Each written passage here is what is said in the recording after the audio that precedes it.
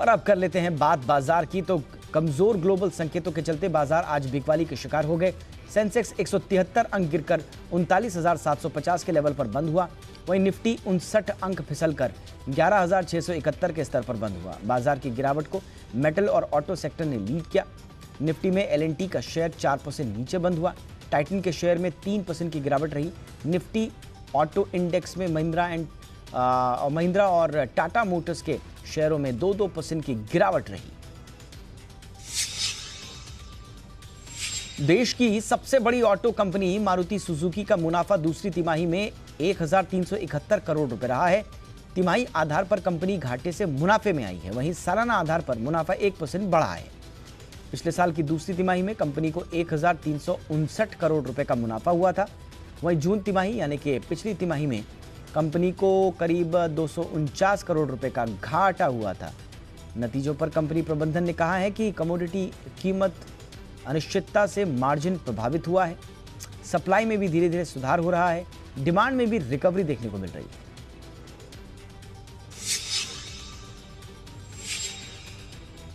केंद्र सरकार ने एथेनॉल की कीमतें बढ़ाने का फैसला ले लिया है। आज हुई कैबिनेट की बैठक में इस प्रस्ताव को मंजूरी दी गई। प्रधानमंत्री नरेंद्र मोदी की अगुवाई में हुई बैठक में एथेनॉल की कीमत बढ़ाने सहित 3 अहम फैसले हुए। कैबिनेट ने एथेनॉल की कीमत में 2 से 3 रुपए 35 पैसे की वृद्धि को मंजूरी दी है। जीएसटी और परिवहन पर आने वाला खर्च तेल मार्केटिंग कंपनियां उठाएंगी। सरकार ने यह तय किया है कि खाद्यान्नों की पैकिंग के लिए अब सिर्फ जूट बैग का इस्तेमाल होगा। इससे देश में जूट और जूट बैग उद्योग को बढ़ावा मिलेगा।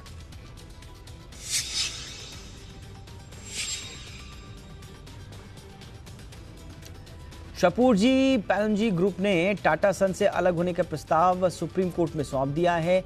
एसपी ग्रुप ने कहा है कि टाटा सन्स में उनकी 18.37% की हिस्सेदारी की वैल्यू करीब 1,75,000 करोड़ रुपए है। एसपी ग्रुप ने नॉन कैश सेटलमेंट के तौर पर टाटा ग्रुप की लिस्टेड कंपनियों में हिस्सा मांगा है। उदाहरण के तौर पर टीसीएस में 13.22% हिस्सेदारी की मांग रखी गई है। ब्रांड वैल्यू में भी अनुपात के हिसाब से हिस्सेदारी की मांग रखी गई है। एसपी ग्रुप ने कहा है कि नॉन कैश सेटलमेंट से टाटा सन्स पर कर्ज जुगाड़ने का दबाव घटेगा। ग्रुप ने यह भी दलील दी है कि नॉन कैश सेटलमेंट आसान होगा और दिक्कतें नहीं होंगी।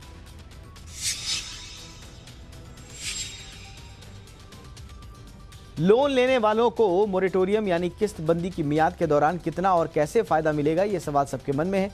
वित्त मंत्रालय ने लोगों की इसी जिज्ञासा को शांत करने के लिए सवाल जवाब की लिस्ट जारी की है। इसके तहत लोन लेने वालों जो ग्राहक हैं उनको कहीं अप्लाई करने की ज़रूरत नहीं है, बल्कि रकम सीधे उनके खाते में आ जाएगी। स्कीम के तहत सरकार कंपाउंड और सिंपल इंटरेस्ट के अंतर की भरपाई करने वाली है। और अगर किसी का खाता 29 फरवरी को एनपीए हो चुका था तो उसे इसका फ़ायदा नहीं मिलेगा। होम लोन पर ब्याज की गणना 29 फरवरी से लागू दरों से होगी। एयर इंडिया के लिए बोली लगाने की डेडलाइन एक बार फिर बढ़ा दी गई है। अब कंपनी एयर इंडिया के लिए 14 दिसंबर तक बोली लगा सकेंगी। बोली 28 दिसंबर को खोली जाएगी। और इसके साथ ही सरकार ने बोली लगाने के नियमों में बदलाव किया है। अब कंपनियां एयर इंडिया के इक्विटी वैल्यू के बराबर बोली लगा सकेंगी। कोरोना संकट के दौरान जुलाई सितंबर तिमाही में सोने की डिमांड 30% गिरकर 87 टन पर आ गई। ये गिरावट सालाना आधार पर है। वर्ल्ड गोल्ड काउंसिल की रिपोर्ट के मुताबिक 2019 के जुलाई सितंबर तिमाही के दौरान भारत में सोने की मांग 124 टन रही थी। रिपोर्ट के मुताबिक अगस्त में लॉकडाउन में ढील और सोने की कीमत थोड़ी नीचे आने से खरीदी की थोड़ी गुंजाइश बनी।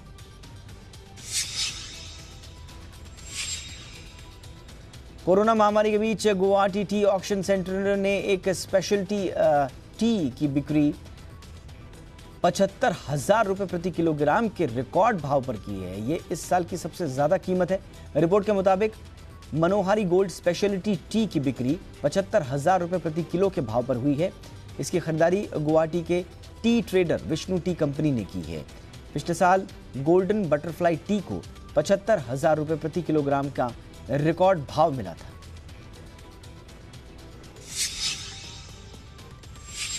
भारतीय एयरटेल ने संकेत दिया है कि अगर 5G स्पेक्ट्रम के लिए रिजर्व प्राइस ज्यादा रहता है तो वो बोली नहीं लगाएगी। भारतीय एयरटेल के MD and CEO Gopal Vitthal ने इसके संकेत दिए हैं। विट्ठल ने कहा कि दूरसंचार विभाग अगले साल जनवरी से मार्च के बीच स्पेक्ट्रम की नीलामी कर सकता है। विट्ठल ने कहा कि कंपनी स्पेक्ट्रम नीलामी रणनीति पर काम कर रही है। कंपनी इमारतों के अंदर और ग्रामीण क्षेत्रों में नेटवर्क पर सुधार के लिए 1000 मेगाहर्ट्ज से कम फ्रीक्वेंसी के स्पेक्ट्रम के लिए बोली लगा सकती है।